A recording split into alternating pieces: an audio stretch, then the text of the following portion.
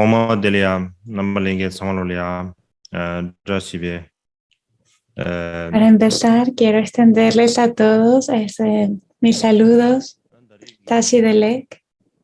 nimu delia ne, azudi, kunju simzambe sunju ni bul chadi yore. Hoy es el segundo día de nuestras enseñanzas de invierno acerca de de Solamente. Sidang kazang, ngodo shusibuna shire. Como expliqué ayer, Sidangi kashurata, simzamba. Seadi, zodi, nejur jeva el namgani. término solamente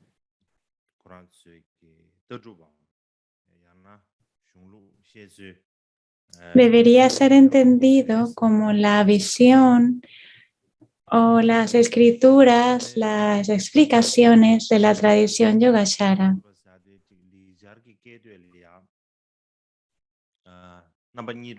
En el sánscrito hay dos maneras para decir solamente.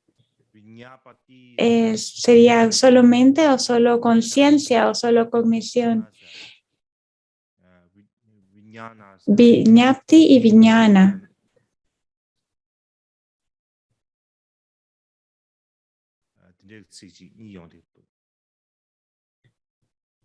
Así que en sánscrito hay estos dos términos, viñapti y viñana. El significado básico de estos términos es que ningún fenómeno trasciende la mente. Cuando se dice que todo es mente o todo es conciencia, es que todos los fenómenos no trascienden la mente, sino que son diferentes formas en las que aparece la mente. Este es básicamente el significado. Tenemos estas dos palabras, viñapti y viñana.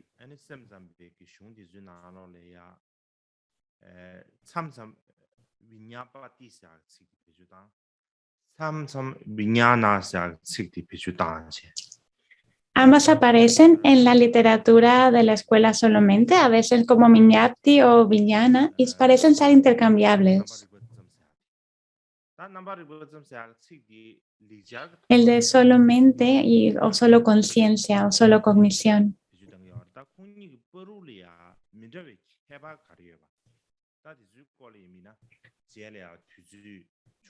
En el sánscrito se usan estos dos términos. ¿Y cuál es la distinción literal? Pues esto es algo que explicaré más adelante. No entraré en detalle hoy. En esto no lo explicaré hoy en detalle. En breve, la filosofía o la escuela de solamente, las personas que la sostienen se llaman Villanadapta. Y esto significa los proponentes de solamente o de solo conciencia. Y las personas que propagan esta tradición y que la aceptan y la propagan, se les llama Yogacara.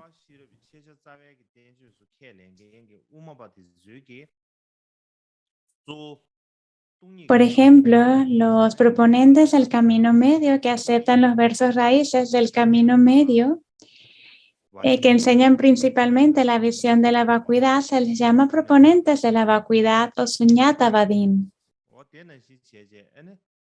Es decir, los proponentes de la vacuidad, y es lo mismo. De manera similar, los Yogacara lo que acertan es que todo es solo mente o solo conciencia, cognición.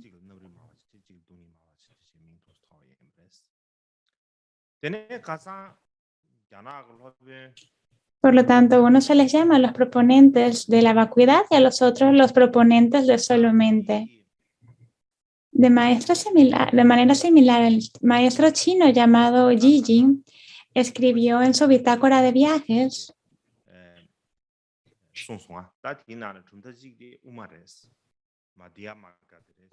Ayer vimos que fue él el que dijo que habían dos escuelas Madhyamaka. La una es la del camino medio y la otra la escuela de yoga. Ahora, si traducimos yoga al tibetano Snelyor.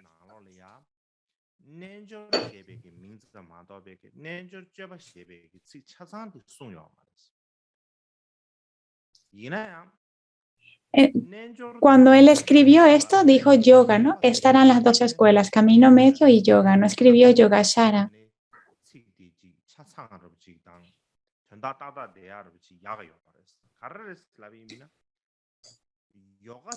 Pero quizás sea mejor decir yogashara y no decir yoga, porque yoga no nos da el significado completo de la palabra.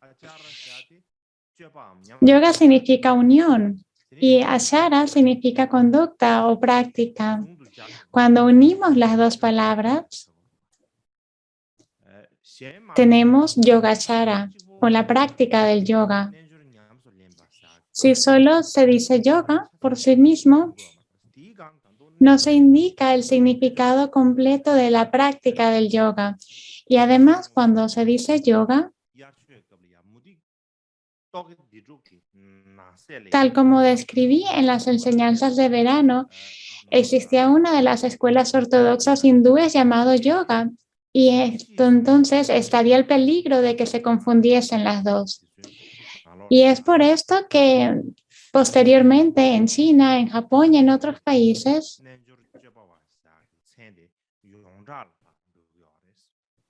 los que aceptaban la filosofía de la escuela solamente se les llamó yogashara, a los proponentes de esta filosofía y de esta escuela.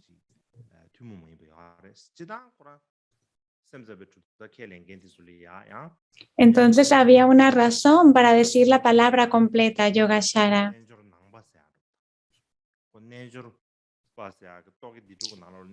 Los proponentes de solamente también tenían otros nombres. También se les llamaba los yogis de solamente, yogis budistas, etc.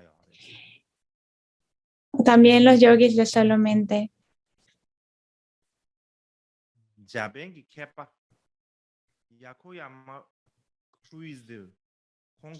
Había un erudito japonés llamado Koitsu Yokoyama y él dice que la visión de Yogashara de solamente,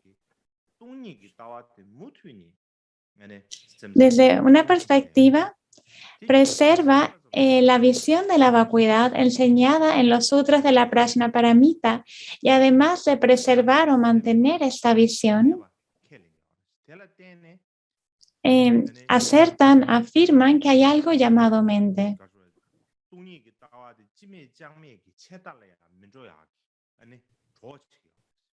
Esto ayuda a prevenir que la vacuidad se convierta en una visión nihilista, donde no hay nada en lo absoluto.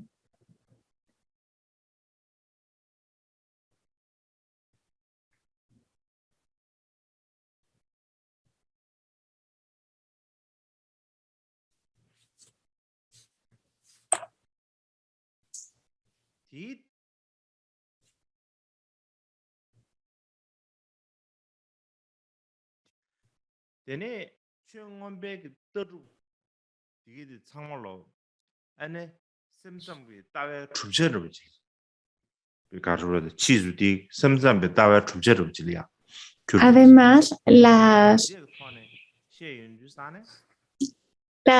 visiones, los puntos de vista de la Vidharma se convirtieron, se incorporaron como elementos de la visión de solamente.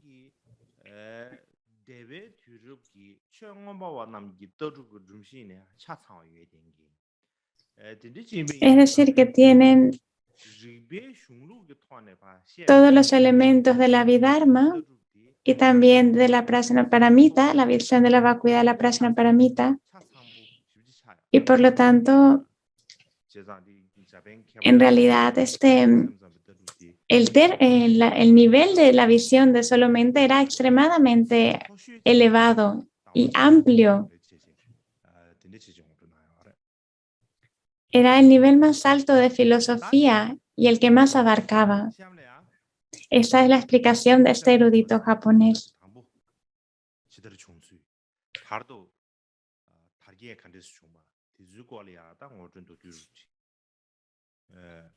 Ahora me gustaría hablar de cómo surgió la visión de Solamente y cómo se desarrolló, así que hablaré un poco al respecto.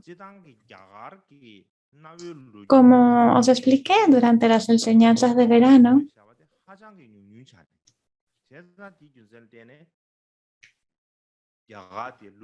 hay muy pocos escritos acerca de la historia de la antigua India. Y por eso a veces se puede decir que la India es un país sin historia. Sí que hay muchos personajes históricos importantes en la historia de la India, pero en cuanto a los detalles de su nacimiento, de su fallecimiento, de quién fue primero, quién fue después, pues se sabe muy poco.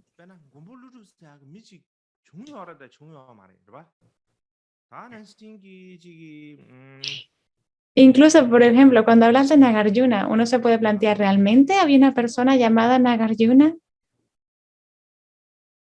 Hablamos de Asanga y de sus discípulos y hermanos, pero uno se puede plantear, ¿estos eran personajes verdaderos o no? Incluso esto es algo que puede generar cierta duda.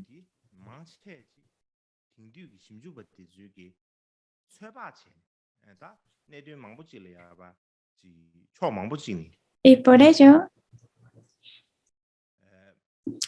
gran parte de la historia de la India es algo que tiene que ser adivinado en cierta medida por los investigadores actuales. Hacen ciertas inferencias, pero realmente no lo pueden saber directamente. En particular, cuando hablamos de los sutras y de los tratados, ¿cuándo surgieron? Por ejemplo, el Avansaka Sutra, ¿cuándo surgió? Pues nos es difícil determinarlo con certeza. También están los tratados famosos de posteriores, pero no sabemos exactamente cuándo surgieron, cuándo se escribieron.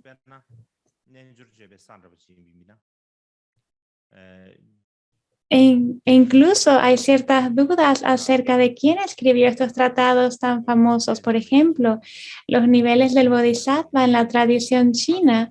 Se dice que esto fue escrito por Maitreya, pero en la tradición tibetana se dice que fue escrito por Asanga.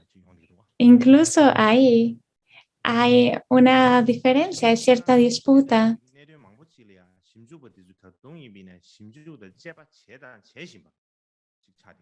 Entonces, los investigadores todavía están investigando todos estos puntos difíciles. Y por ello, cuando hablamos de los maestros, los tratados, etcétera, el orden cronológico, en qué siglo surgieron, etcétera, cuando hablo de todo esto,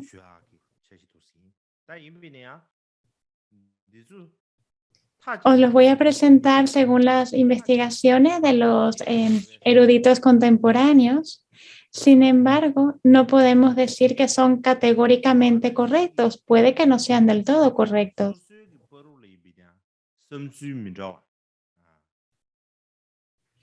Además, distintos eruditos y estudiosos de hoy en día tienen distintas opiniones, hacen sus estimaciones de maneras distintas.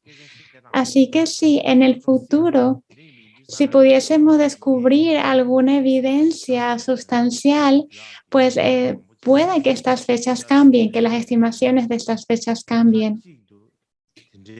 Así que durante los siguientes días, cuando hable de la situación histórica, no digo que sea con certeza eso o que con certeza no sea eso. No es esto lo que estoy diciendo.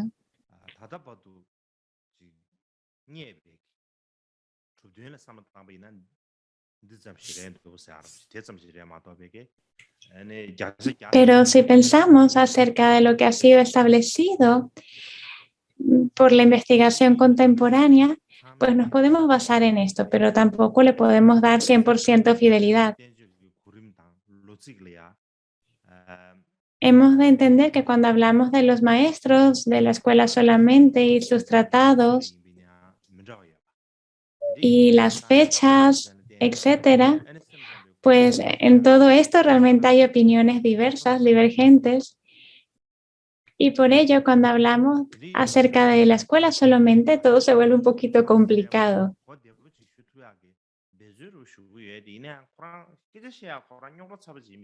Intentaré esclarecerlo, presentarlo de una manera clara, pero básicamente es una situación complicada. Así que no importa cuán claro quiera explicarlo, será difícil hacerlo de esta manera, con claridad. Pero bueno, os lo digo para que lo tengáis presente.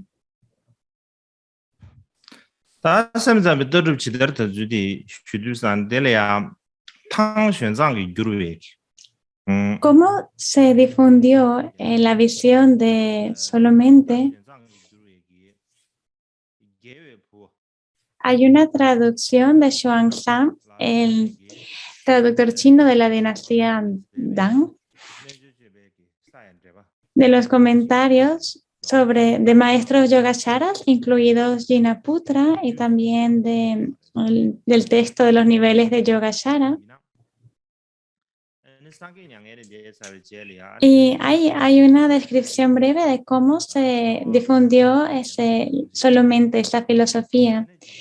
Después de que el Buda pasó al Nirvana, surgieron disputas entre los discípulos sobre puntos de vista divergentes, surgieron diversas subescuelas y lo que hacían era debatir entre sí. Pero la mayoría de ellos sostenían puntos de vista realistas, es decir, que las cosas existían con existencia independiente. Como afirmaban esto, pues Nagarjuna escribió los textos sobre la vacuidad.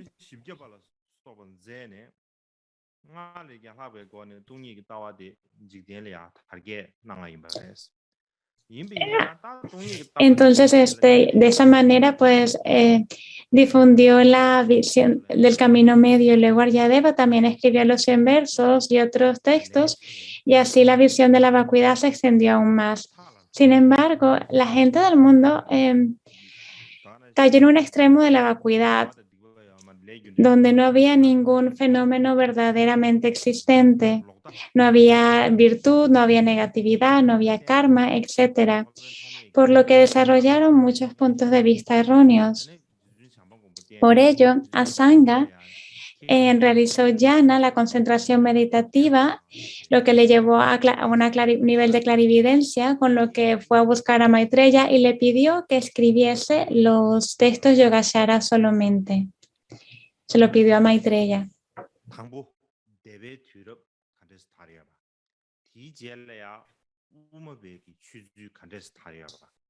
Entonces, este pasaje describe cómo surgió tras el periodo de las escuelas, cómo se extendió el camino medio y luego cómo surgió la escuela solamente. Estas son palabras que traduje del chino, pero no hice una traducción literal, sino que simplemente traduje el significado reducido o básicamente el significado. Ayer hablamos del periodo de las escuelas donde había muchas visiones distintas. Por ejemplo, una de ellas es la Sarvastivada, la visión de que todo existe.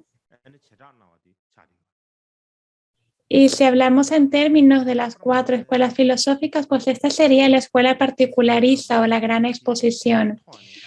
Esta escuela Sarvastivada decía que todo existía. Y esto está indicado en su propio nombre. Esta aserción que tenían de que todos los fenómenos tenían su propia y verdadera naturaleza. Y esto se entiende mirando solamente el nombre.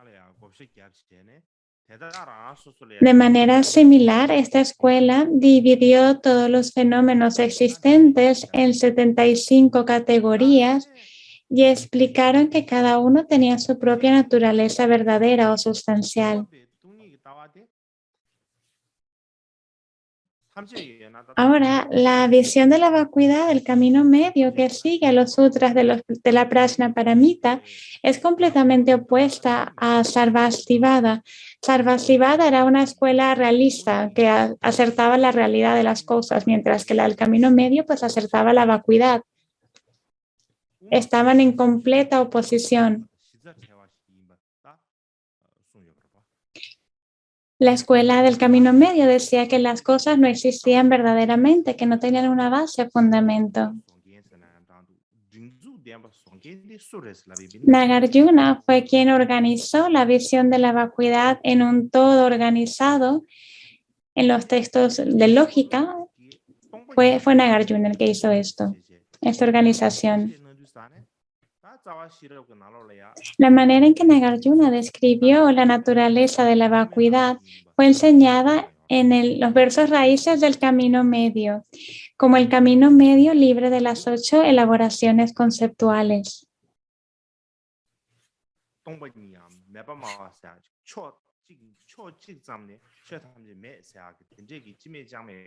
Entonces tenemos los que proponían la vacuidad, ¿no? Desde una perspectiva se puede decir que las cosas no existen.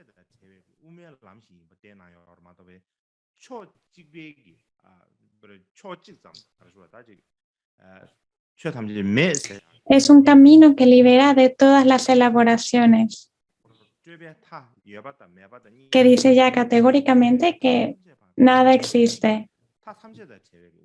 Está libre de las 8 elaboraciones conceptuales de ser existente, no existente, ambos, ninguno, etc. Esto es lo que proponían o acertaban. Algunas veces cuando decimos vacío, pensamos que las cosas no existen, pero este no es todo el significado.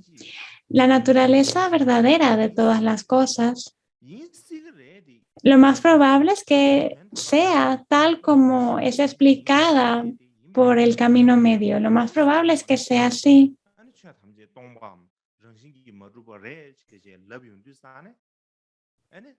Pero en términos de cómo aparece todo, cuando decimos que los fenómenos están vacíos o que no existen por naturaleza, si no tenemos cuidado, tenemos el peligro de caer en una visión nihilista. Si no pensamos correctamente, puede que generemos una visión nihilista. Por ello, en ese tiempo en la India, eran muchos los que malinterpretaron la visión de la escuela del camino medio, no la comprendieron correctamente. Pensaban que esa escuela decía que no había ningún fenómeno, que no había virtud y negatividad ni causalidad kármica, y de esta manera desarrollaron visiones erróneas. Fue en ese tiempo y situación donde muchas personas desarrollaron visiones erróneas, donde se desarrolló la escuela solamente.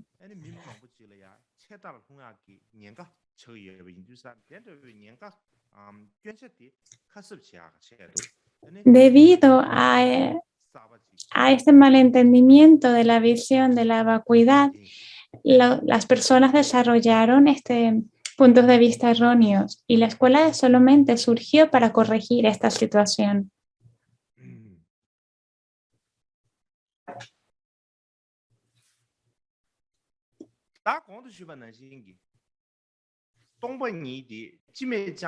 Como mencioné antes, la vacuidad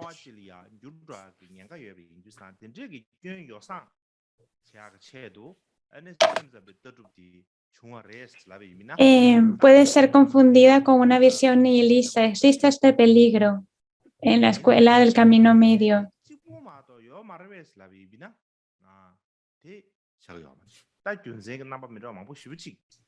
Puede ser una condición para generar visiones erróneas. Pero no podemos decir que esta fue la única condición o circunstancia para el surgimiento de la escuela solamente. También hubieron otros factores importantes aquí en juego.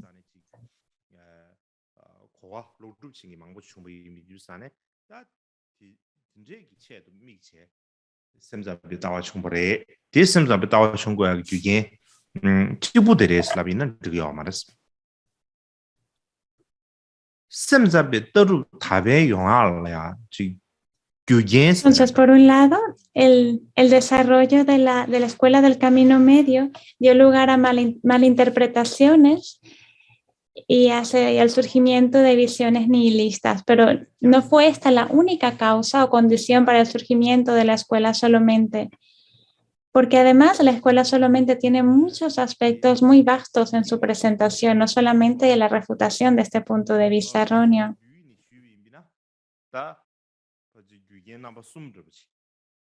Si sumarizamos estas razones para el surgimiento de la escuela solamente, pues las podemos condensar en 4.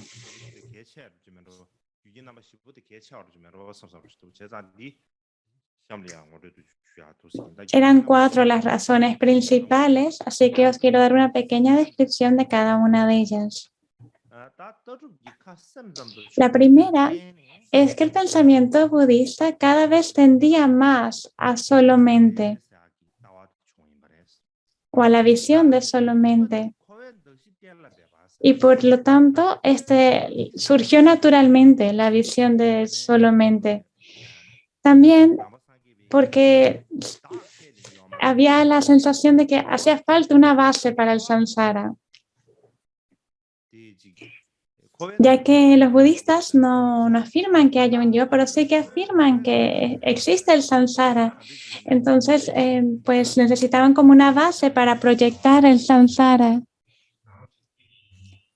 Y buscando la base de esto, pues fue como se desarrolló la visión de la conciencia base. Luego la siguiente fue una nueva interpretación de la vacuidad, tal como fue enseñada en los sutras de la Prajnaparamita. Esta presentación fue explicada en gran detalle por el camino medio, pero la escuela solamente dio otras explicaciones adicionales de las 3 naturalezas, las 3 ausencias de naturalezas, etc.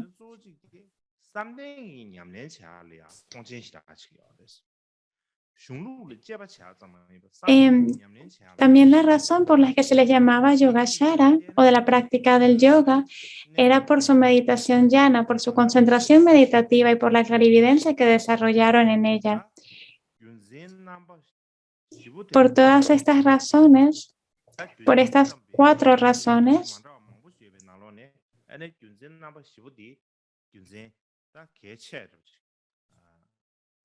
estas 4 son las causas y condiciones más importantes para el surgimiento de la escuela solamente.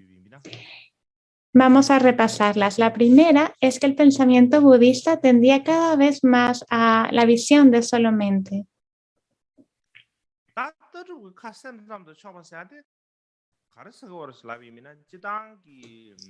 Cuando decimos esto, el significado está relacionado con lo que dije el otro día. La posición de solamente no fue algo que surgió de repente. La discusión acerca de la mente es primaria, en el budismo, no fue una idea nueva de la escuela solamente. En general, la mayoría de las religiones a nivel mundial tienden naturalmente en la dirección de solamente o en la dirección de la primacía de la mente. Tienden hacia esta dirección. Y el budismo no es ninguna excepción a esta situación. En las palabras sin falla del Buda mismo, vemos esta tendencia de su visión y de su práctica hacia la primacía de la mente, enfatizando la mente. Y esto es algo que está plasmado con mucha claridad. Hay un texto que se llama Versos del Dharma Y entre todas las escrituras budistas, esta es una de las más antiguas. Y su contenido es considerado el más cercano a las palabras que el Buda pronunció durante su vida. Esto es lo que dicen los investigadores. Por ello, al principio de este texto se encuentran estas palabras. Todos los fenómenos son mente por naturaleza. La mente es primaria y los precede. Aquellos que hablan o actúan con una mente completamente pura cosecharán la felicidad que esto trae. Permanecerán inmutables sin ser velados por los oscurecimientos. Todos los fenómenos son mente por naturaleza. La mente es primaria y los precede. Aquellos que hablan o que actúan con una mente malvada cosecharán el sufrimiento que esto trae, como si fuesen arrastrados por un carro. El significado base de esto, básico, es que realza la importancia de la cognición de la mente y dice que la mente es la base de cualquier acto bueno o malo que hagamos. Debido a las motivaciones buenas o malas de la mente, entonces cometemos actos positivos o negativos y por ellos, debido a ellos, luego experimentamos felicidad o sufrimiento, placer o dolor. Del mismo modo, el verso de Soyun de los 7 Tathagatas, que es un texto muy bien conocido, da un resumen del budismo en general. Es como una introducción al budismo en una estanza.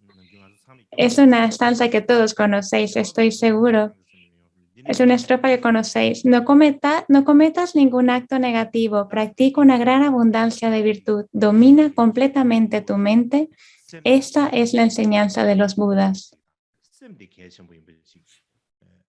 Esto dice principalmente que la práctica del budismo es la práctica de la mente, que la mente es lo más importante. Queda claro con esto.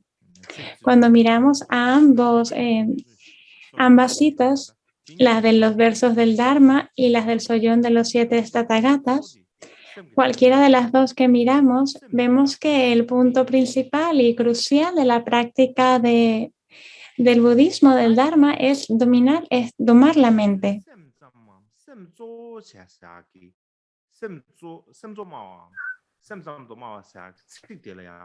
Cuando intentamos entender esta primacía de la mente, de la frase solamente, hay dos maneras distintas de entenderlo. Y es importante que las conozcamos y que distingamos y veamos las diferencias de ambas perspectivas.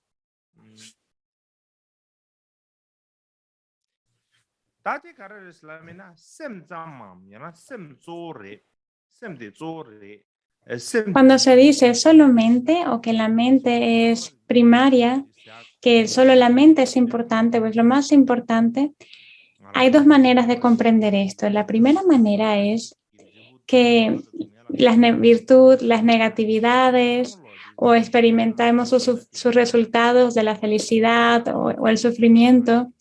Todo esto ocurre debido a diversos estados mentales, dependen de la mente, dependen de nuestra motivación, si es buena o mala. Eso es lo que está diciendo.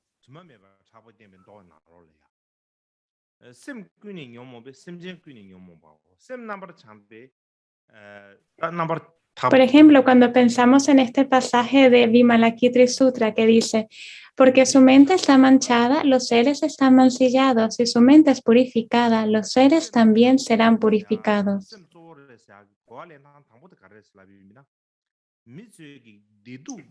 Esta es la primera manera de entender la primacía de la mente. es de cuando las personas hablan de adoptar la virtud y rechazar la negatividad, pues realmente se está refiriendo a la mente, que vamos a adoptar en nuestra mente, que vamos a abandonar en nuestra mente.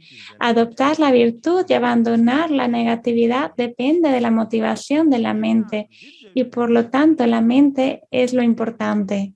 Esta es una visión.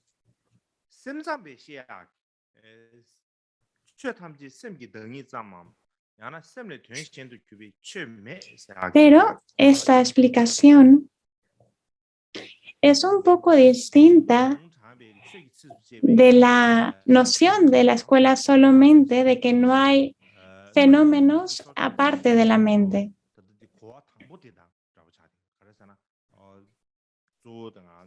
Creo que estas citas de los versos del Dharma y el verso de Soyon de los 7 Tathagatas se refieren a esta primera forma de entender la primacía de la mente, de adoptar la virtud y abandonar la negatividad y comprender que esto depende de la mente y que por lo tanto hemos de examinar nuestra propia mente y considerarla de gran importancia o de importancia de primacía e importancia.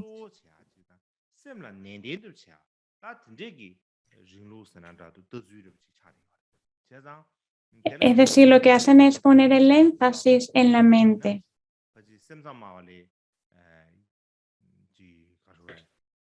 Entonces, cuando hablamos de la primacía de la mente, creo que la manera mejor de explicarla es de esta manera, esta primera que hemos visto.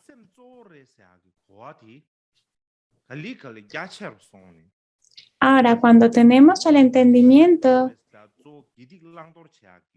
de la primacía de la mente, pues este entendimiento se va haciendo más y más vasto. Al principio era una comprensión de cómo adoptar la virtud y abandonar la negatividad, pero gradualmente se expandió a explicar cómo surgen todos los fenómenos y ver que surgen de la mente.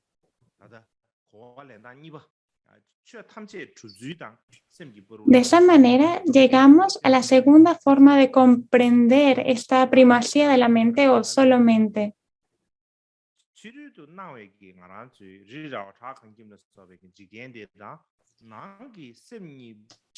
Nos dice que todo el mundo exterior de las montañas y demás están íntimamente conectados, vinculados con la mente.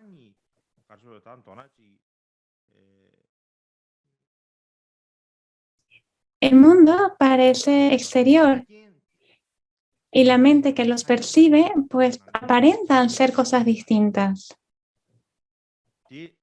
Pero en realidad son parte de un mismo todo. Todas las apariencias del mundo exterior, de las montañas, las casas y demás, son solamente partes de la mente o apariencias que acontecen en la mente. Esta es la segunda comprensión. La noción de que todos los fenómenos son percepciones mentales o que son creados por la mente.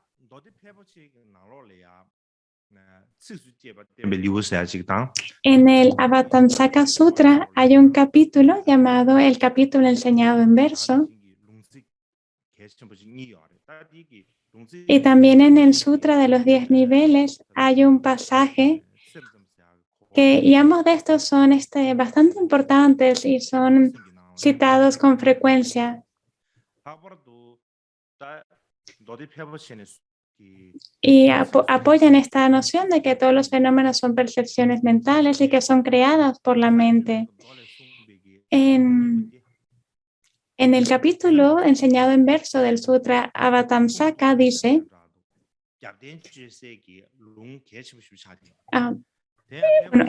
y también el de Sutra de los 10 niveles se convierten en las fuentes primarias de apoyo para esta visión. El primero, el del Sutra Avatamsaka, dice, la mente es como un artista.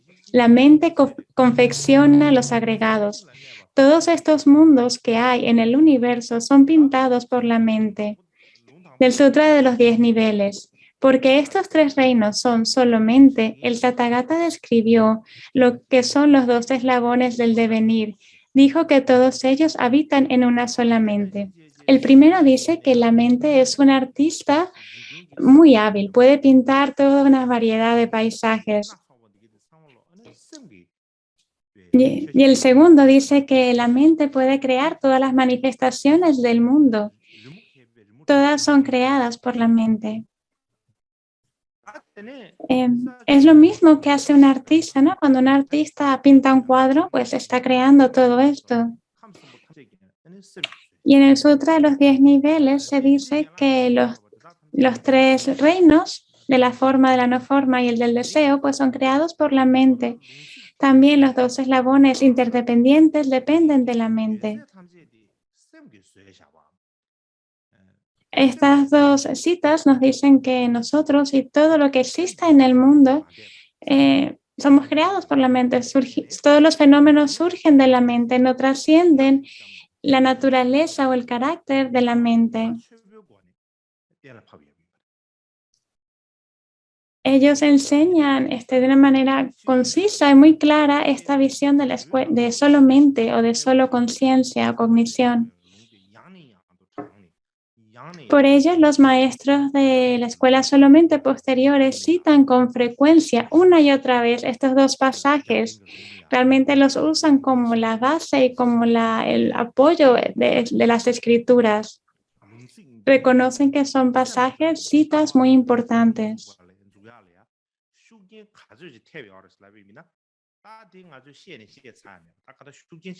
Si quisiéramos saber cuánta influencia tienen estos pasajes en la escuela de solamente, pues es que no se puede cuantificar, es una influencia grandísima.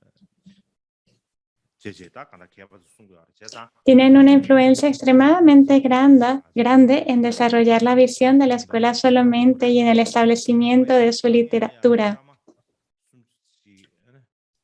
Creo que sería beneficioso si pudiésemos retener estas dos citas en nuestra mente.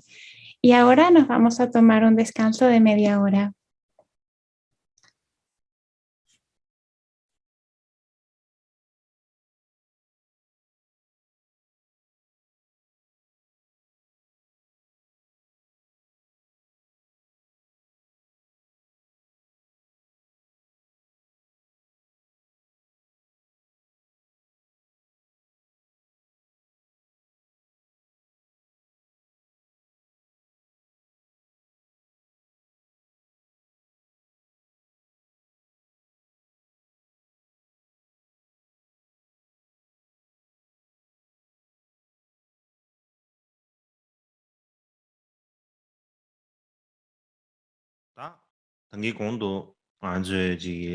Tal como iba diciendo,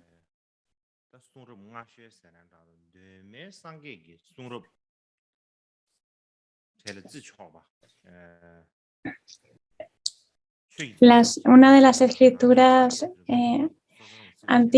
más antiguas budistas que puedes considerar como originales, los versos del Dharma y también los versos de los de Sollón de los 7 Tathagatas. Y ellos mencionan cómo la mente es lo primordial, la primacía y la importancia de la mente. Y se pueden encontrar muchas citas similares, particularmente en el Sutra Vatansaka y en el Sutra de los 10 niveles.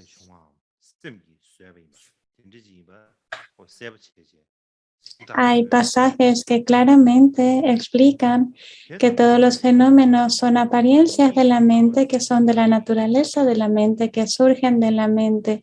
Y no solo esto, incluso aquellos que enfatizan la visión de la vacuidad, en los sutras de la Paramita que enfatizan la visión de la vacuidad, hay muchos pasajes que tienen un enlace directo a las visiones de la escuela solamente, están directamente vinculados. Por ejemplo, cuando se demuestra que todos los fenómenos son vacuidad,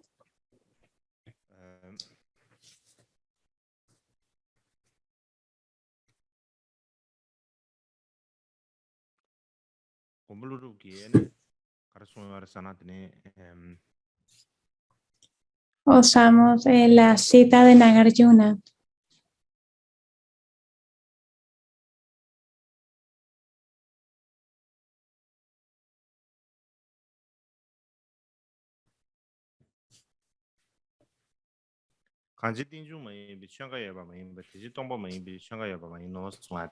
Que dice, porque no hay Dharma en absoluto que no sea interdependiente, no hay Dharma en absoluto que no sea vacuidad. Es decir, porque las cosas son interdependientes, no tienen naturaleza propia y por lo tanto son vacuidad. Este es un argumento distintivo de Nagarjuna. Pero en los sutras de la Prajnaparamita hay otra manera, incluso quizás más sencilla, de explicar esto.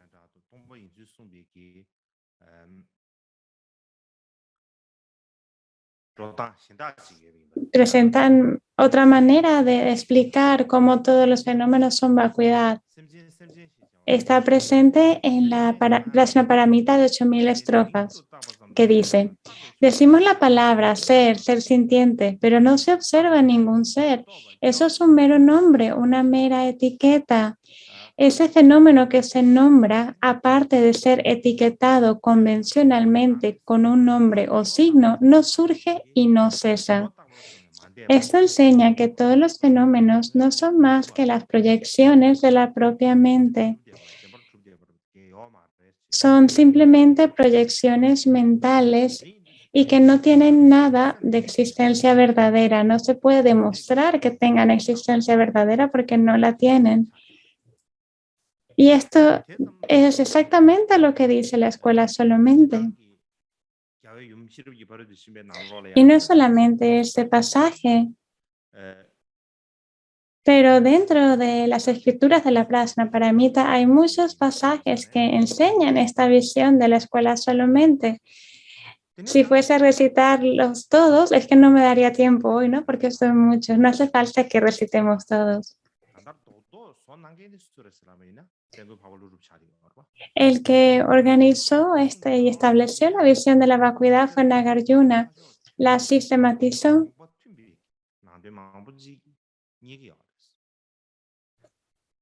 Pero incluso en sus propios trabajos, en propias obras, habían muchos pasajes similares a la escuela solamente. Su obra más famosa es los versos raíces sobre el camino medio, que establece principalmente la presentación de la vacuidad. Y ahí no dice nada en concreto sobre solamente, pero en otras de sus trabajos, en otras de sus obras, sí que se presentan puntos de vista del solamente, que expresan la visión del solamente. Un texto que fue traducido al chino en el siglo X, llamado 20 versos del Mahayana, y también en los 60 versos del razonamiento. Ambos textos tienen pasajes que claramente hablan de solamente. Esto está incluido en el Tengyur. Lo que dice en los 20 versos del Mahayana, todo esto es solamente, permanece como ilusiones.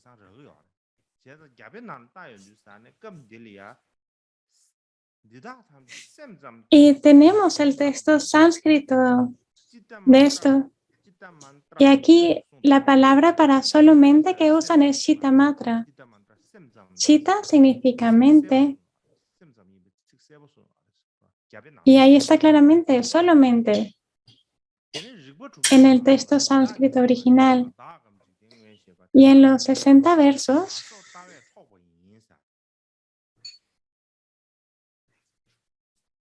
hay otra cita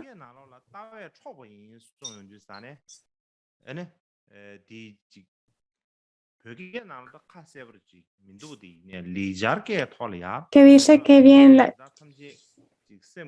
que las cosas, ya bien las cosas sean permanentes o impermanentes, son proyecciones de la mente. Es decir, básicamente su permanencia o impermanencia es proyectada por la mente.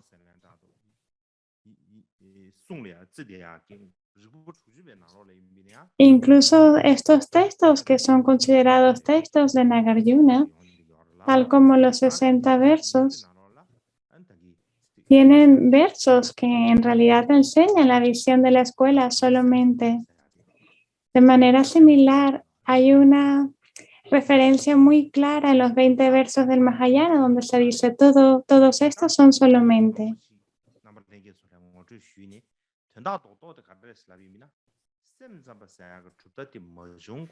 He presentado distintos versos de evidencia a vosotros, ¿no? Entonces, para resumir, que incluso antes de que apareciese la escuela solamente, la filosofía budista se estaba moviendo cada vez más en una dirección que apuntaba hacia solamente, hacia esta filosofía.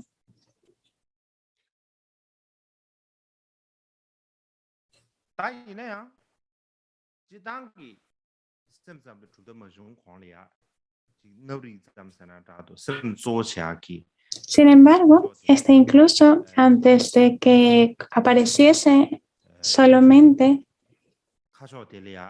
había ya esta tendencia a decir solamente, solo conciencia, solo cognición. Ya se apuntaba hacia esto.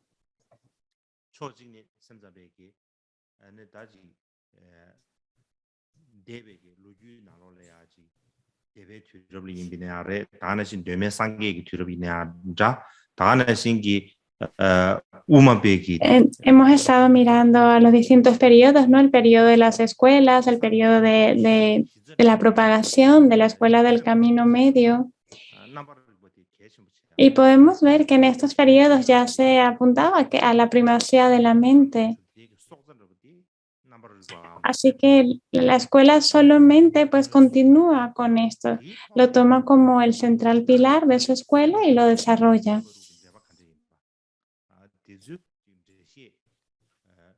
Y además de esto también hablan acerca de la relación de la mente y la conciencia base. Tiene una explicación separada de la conciencia base. Y cuando surgió esta explicación de la conciencia base, pues entonces ya sí que se tenía una explicación completa de la escuela solamente. Esto surgió posteriormente.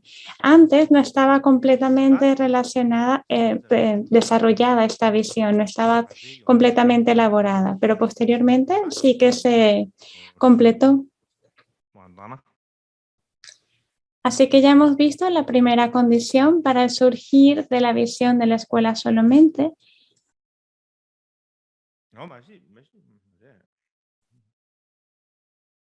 Que es que el pensamiento budista tendía cada vez más hacia solamente.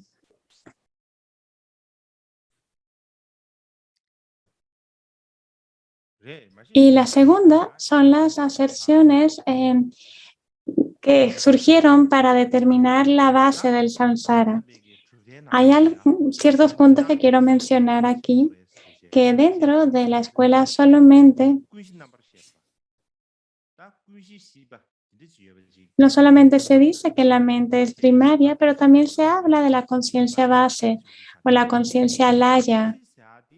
Y esta es una presentación muy importante de la conciencia base. La conciencia base es una cognición muy sutil.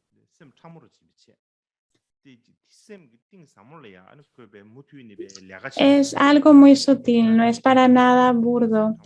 Es como si se moviese continuamente en los niveles más profundos de la mente. Es una cognición muy sutil. Cuando miramos a esta aserción de la conciencia base superficialmente,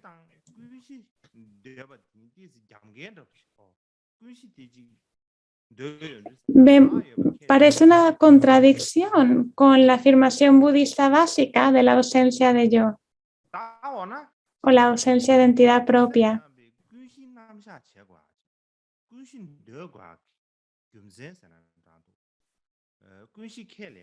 ¿Cuáles fueron las razones y condiciones para la aserción y aceptación de la conciencia base?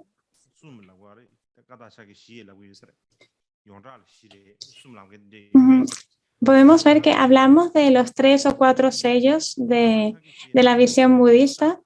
En general se habla de 4, pero hay quienes dicen que son solo 3. En cualquier caso, uno de ellos es que todos los fenómenos son vacíos y carentes de entidad propia.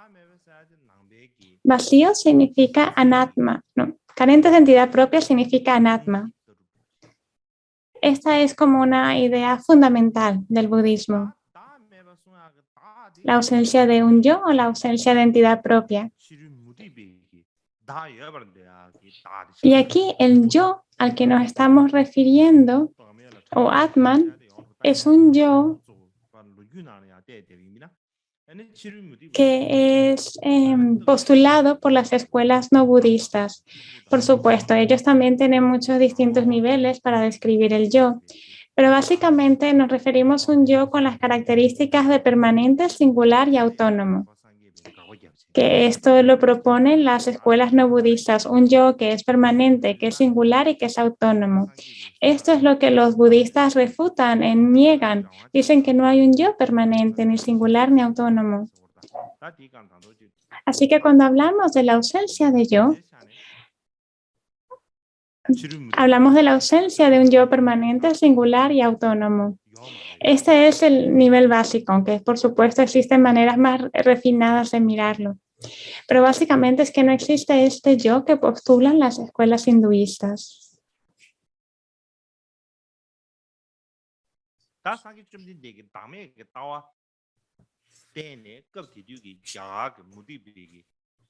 Cuando el Buda enseñó la visión de la ausencia de yo,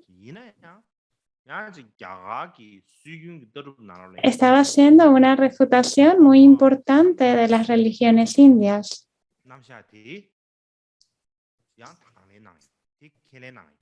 Pero también había otra presentación muy importante de las escuelas indias, que era la del samsara. Y el Buda sí que aceptó esta visión y noción del samsara. Entonces, por un lado, no aceptó el yo de los no budistas, pero por otro lado,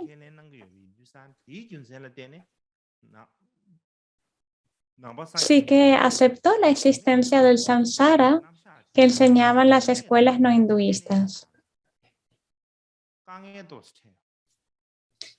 Entonces, después, los seguidores del budismo tenían un poco de dificultad, ¿no? Porque parecía que la noción de la ausencia de yo y del samsara fueran contradictorias. Si no hay ningún yo autónomo, si no hay ningún yo, pues ¿quién es el que circula sin cesar, ni tan siquiera un instante por el samsara? ¿Quién deambula en el samsara?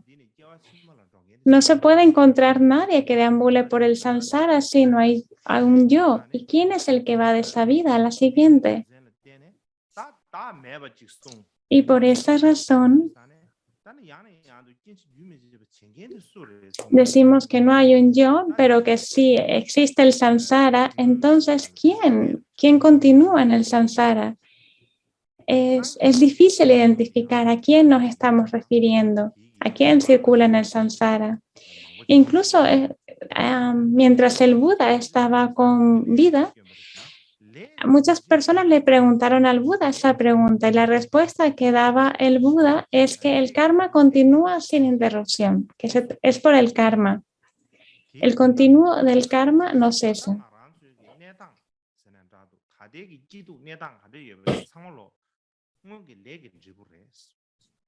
Lo que esto significa que nuestra situación presente, bien estemos felices o tristes, es el resultado del karma. Y que todas las acciones, nuestra conducta ahora,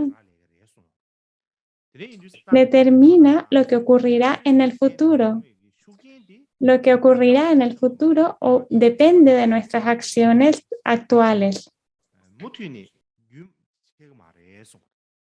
Por lo tanto, la influencia se extiende hasta las vidas futuras. Pero después de que el Buda pasara al nirvana, durante el periodo de las escuelas estaban los maestros de Abhidharma, maestros que pasaban su tiempo examinando, investigando las escrituras del Buda y se plantearon esta duda. Si el karma continúa sin interrupción,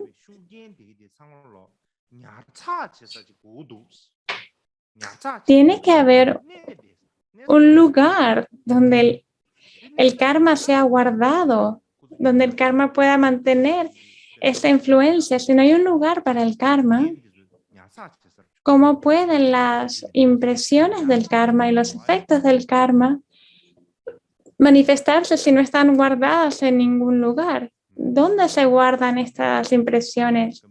¿Qué es lo que hace que se guarden? Entonces tenían esa duda. Es como si tenemos un ordenador, una computadora,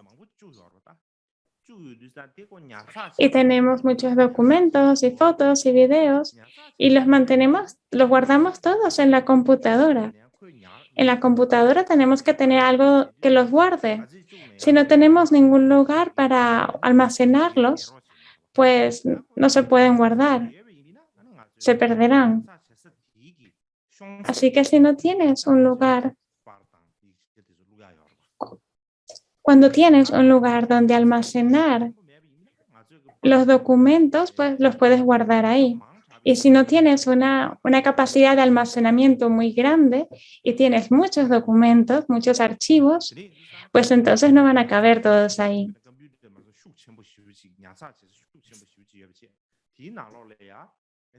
Si tienes un ordenador con una gran capacidad de memoria y pones todas tus fotos y documentos y demás, te van a caber.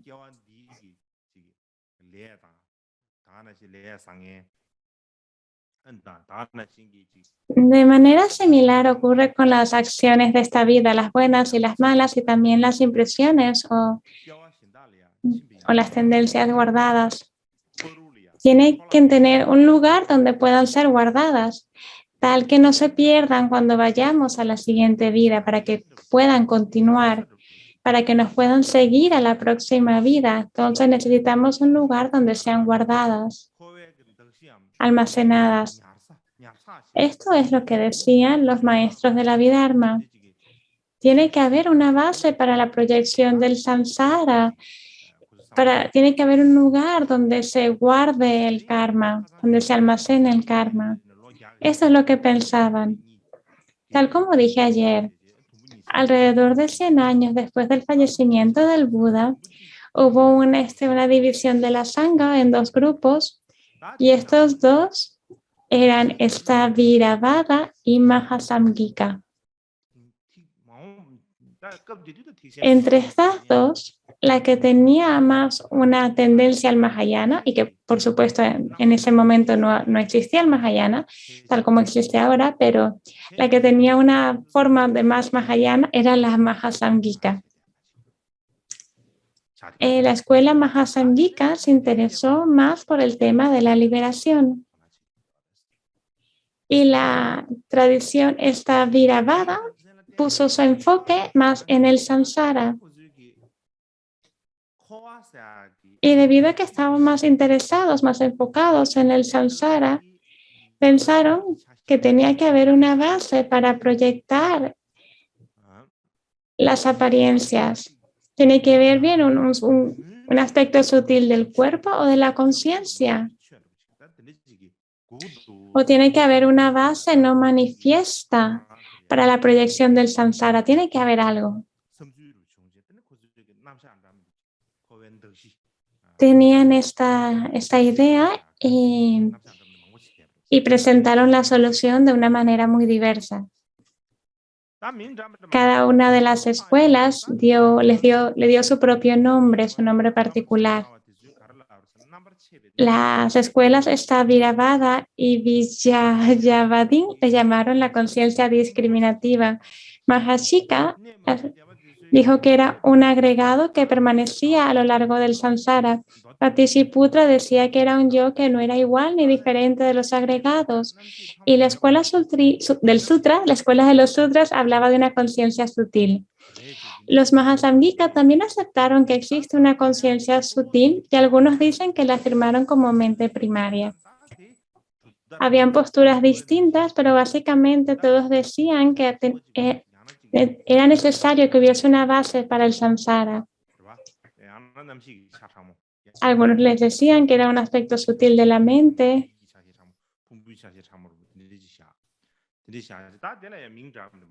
o un aspecto sutil de los agregados, etc. Y le dieron diversos nombres.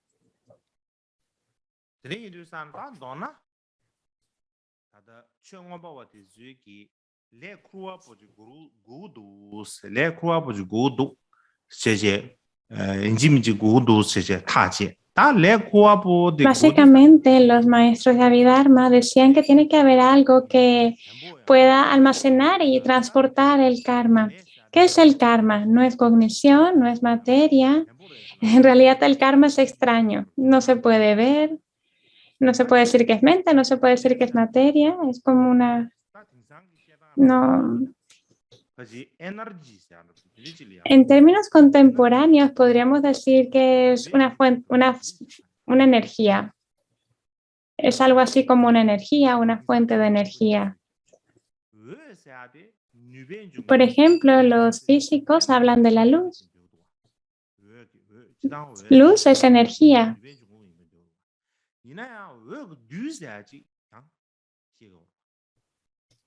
Pero también están los fotones, las partículas de luz. Y no es inapropiado decir que los fotones son materia. Tienen una forma de algo material, ¿no? Se están moviendo, se ponen en movimiento.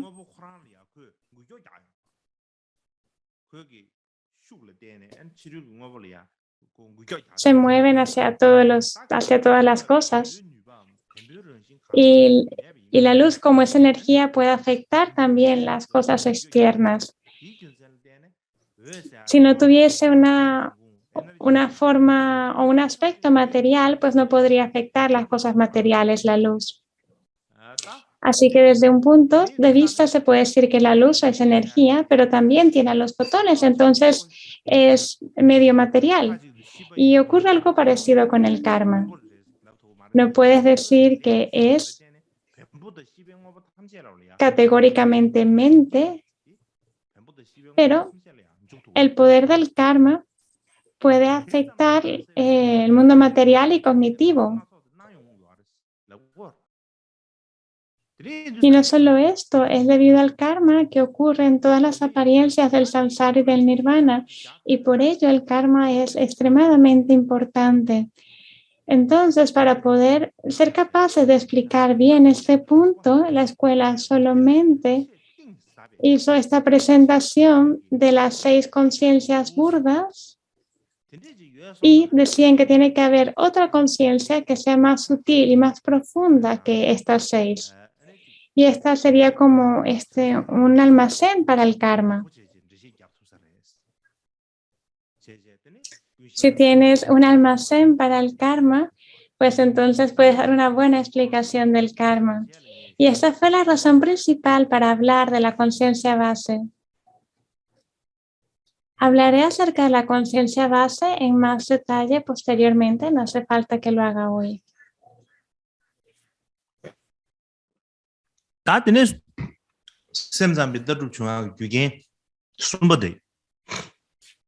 Hemos llegado a la tercera condición para el desarrollo de solamente, que es el desarrollo de nuevas aserciones sobre la vacuidad. Básicamente, nuevas maneras de describir la vacuidad, tal como fue enseñada en los sutras de la Prajnaparamita.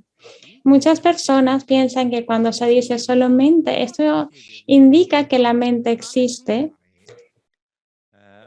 Y porque la mente existe, entonces no se refiere a la visión de la vacuidad que se enseña en los sutras de la Prajnaparamita y en el camino medio. Y las personas piensan que existe esa contradicción, pero esa opinión es completamente equivocada.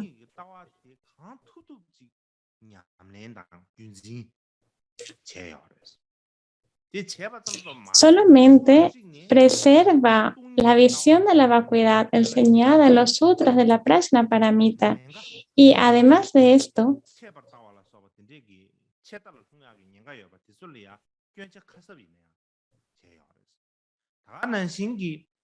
remedia los inconvenientes y errores en los que se puede incurrir en la visión de la vacuidad, particularmente del nihilismo, y desarrollan una nueva lógica para demostrar la vacuidad.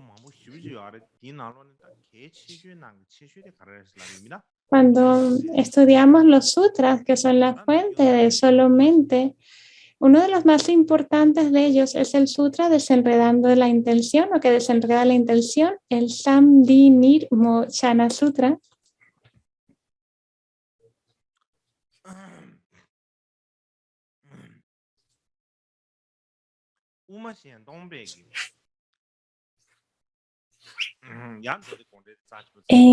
La escuela Shinto del Camino Medio también considera que este sutra que desenreda la intención es extremadamente importante, pero cuando lo consideramos desde la escuela Solamente, este sutra es como el sutra fundamental de la escuela Solamente.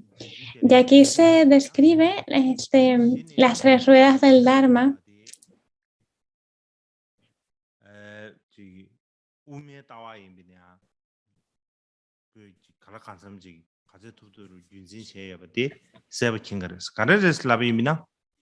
Podemos ver con claridad cómo mantiene y preserva la visión de la vacuidad enseñada en la Prajnaparamita. Cuando hablamos del Dharma que enseñó el Buda, hablamos de los 3 niveles o 3 periodos, debido a los distintos discípulos. Se describen de distinta manera. Hay quienes les llama periodos.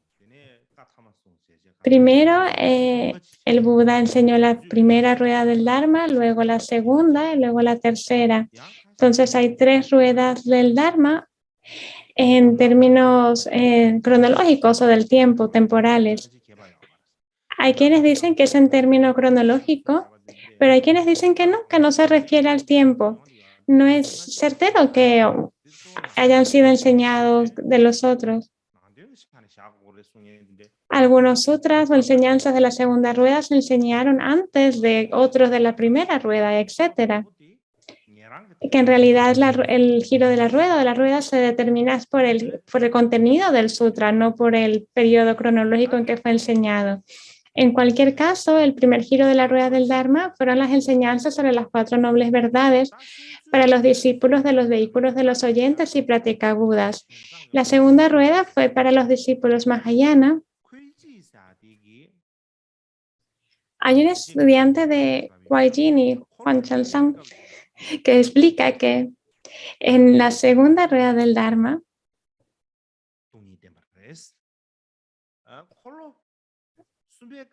la enseñanza de la vacuidad se da de manera implícita y en la tercera rueda se enseña explícitamente. Esta es una manera de describirla y en realidad es un poco distinta a cómo lo explicamos en la tradición tibetana. En cualquier caso, en la segunda rueda del Dharma se enseña la vacuidad, diciendo que todos los fenómenos no tienen esencia, son no nacidos, incesantes, primordialmente en el estado de paz y naturalmente en el estado de nirvana. Y en la tercera rueda se enseña a los discípulos de todos los vehículos y se dice que todos los fenómenos son sin esencia, no nacidos, incesantes, primordialmente en el estado de paz y naturalmente en el estado de nirvana. Y esto es exactamente lo mismo. En uno los enseña explícitamente.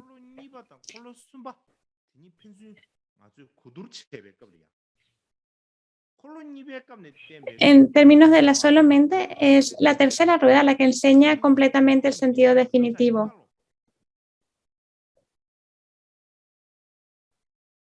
Cuando hablamos de la visión de la vacuidad y de la presentación de las 3 naturalezas y de las 3 ausencias de naturaleza que se enseñan en la escuela solamente, pues son básicamente esto, ¿no? Decir que todos los fenómenos son sin esencia, no nacidos, incesantes, primordialmente en el estado de paz y naturalmente en el estado de nirvana.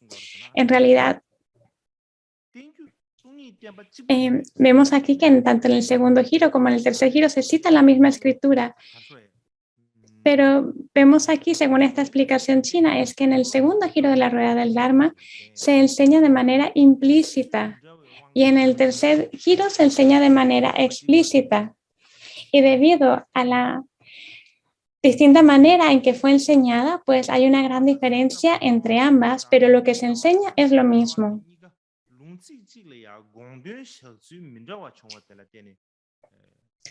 Y entonces así vemos que la visión del segundo giro y del tercer giro, estas enseñanzas implícitas y explícitas, llegan al mismo punto, llegan al mismo entendimiento.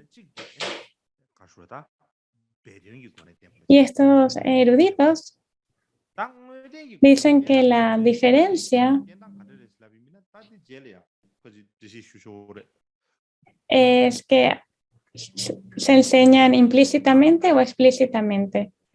Esto de enseñar implícitamente o explícitamente lo explicaré más en detalle posteriormente. En cualquier caso, en el sutra que desenreda la intención, es el principal sutra de Solamente, es la fuente más antigua que tenían. Bueno.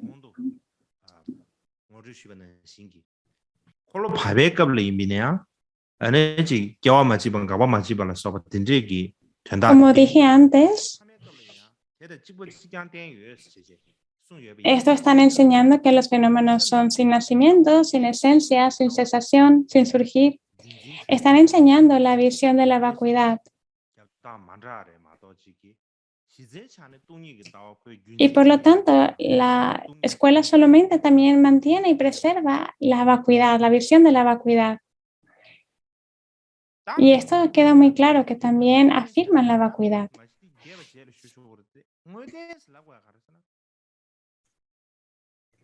Entonces queda la pregunta, ¿qué es esto de enseñanzas explícitas e implícitas? Lo explicaré más en detalle, pero un poco ahora.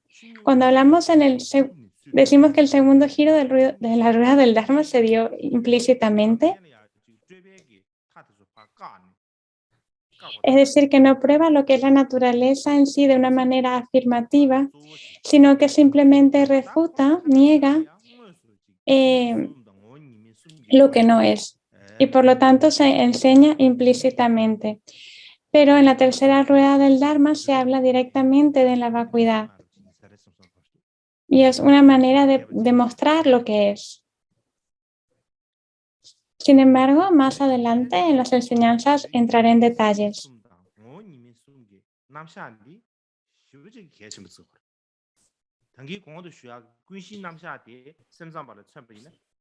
Entonces, los yogacaras consideran la presentación de las tres características y de las tres ausencias de naturaleza de gran importancia. Por un lado, también tienen la de la explicación de la conciencia base y lo consideran todo esto de la misma importancia, todas estas tres presentaciones. La presentación de las tres características y de las tres ausencias de naturaleza es una nueva forma de explicar la visión de la vacuidad enseñada en los sutras de la Prajnaparamita. ¿Y cómo sabemos esto? Os voy a dar algunas citas de distintos tratados que lo demuestran. Si miramos a las citas de los sutras, lo podremos entender con claridad.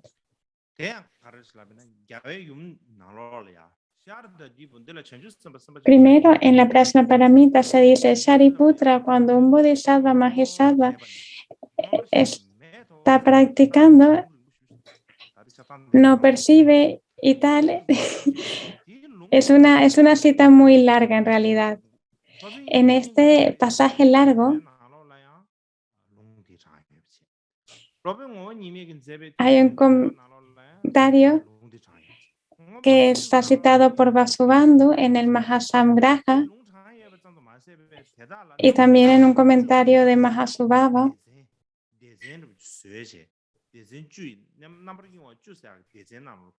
Y toman este largo pasaje y lo dividen en 10 secciones, y cuando lo explican en términos de las 3 características. El pasaje es, bueno, Sariputra, cuando un bodhisattva mahasattva practica el prasna trascendente, el bodhisattva no percibe, puntos suspensivos, no tiene fijación. Luego también hay un texto que ha sido preservado en chino, que no se tiene en tibetano.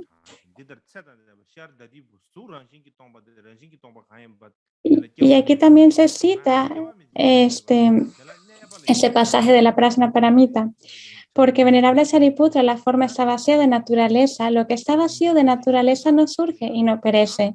En lo que no surge y no perece, no hay nada más que la permanencia. El sentimiento, la concepción, la formación y la conciencia están vacíos de naturaleza. Eso también lo explica la escuela solamente en términos de las 3 características.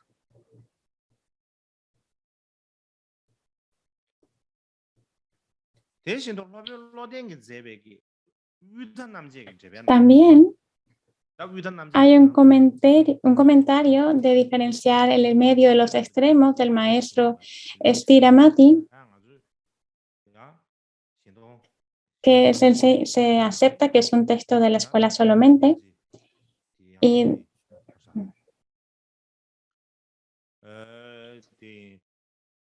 también de la escuela Shenton del Camino Medio.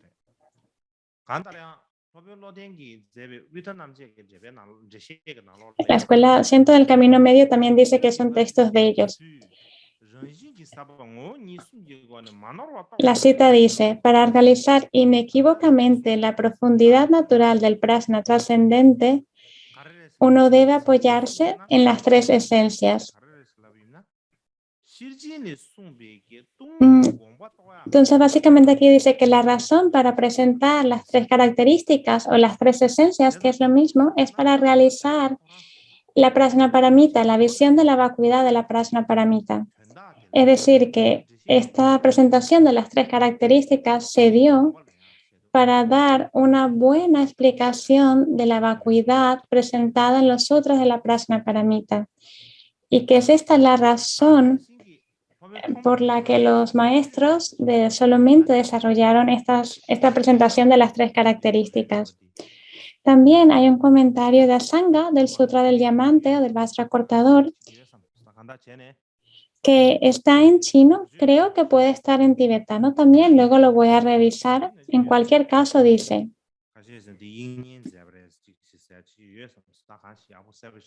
este comentario del maestro Asanga del Sutra del Diamante explica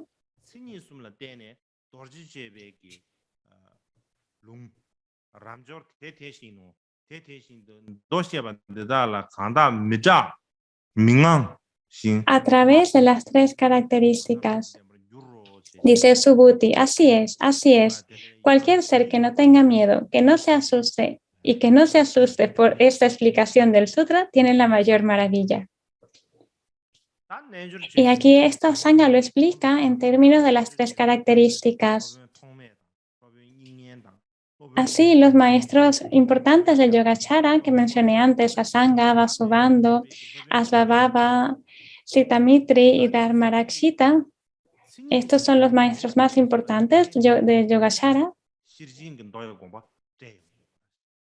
Y gracias a su presentación de las 3 naturalezas y de las 3 ausencias de naturaleza, presentaron el significado de los sutras de la Prajnaparamita. Y esto lo hicieron una y otra vez, no lo hicieron solamente en un tratado. La razón para la presentación de estas 3 características y las 3 ausencias de esencia es para desarrollar una nueva presentación, una nueva forma de explicar el significado de los sutras de la Prajnaparamita.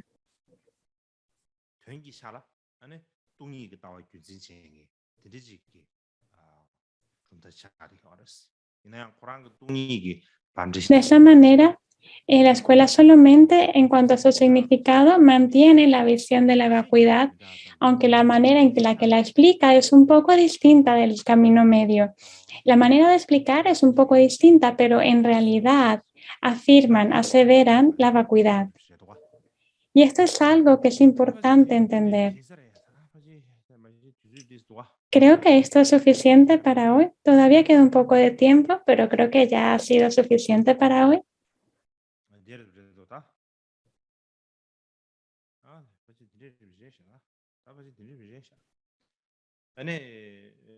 Vale, creo que ya está bien por hoy.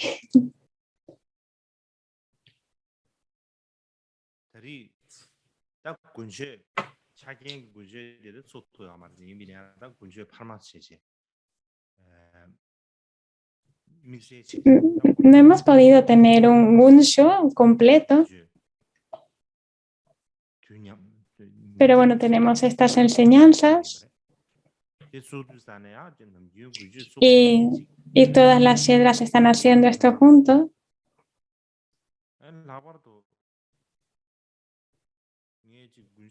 Así que es importante que todos tengáis interés en esto.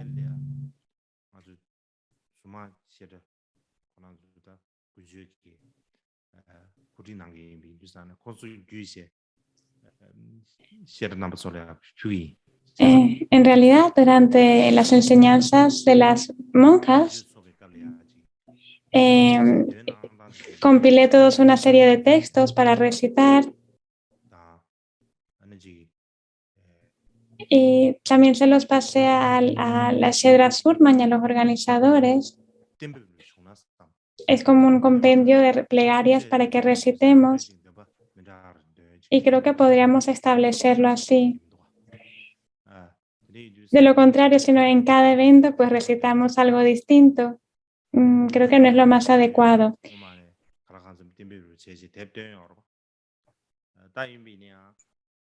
Creo que, de hecho, los textos que recitamos en el Gunsho han sido ya publicados en un texto, solo publicamos, pero la manera de recitarlos, pues sí, estaría bien unificarla. Esto lo hicimos durante las enseñanzas pasadas, luego lo vamos a ver. Así que si en el futuro continuamos reuniéndonos y recitar juntos, pues entonces será muy fácil hacer la recitación en conjunto. En cualquier caso,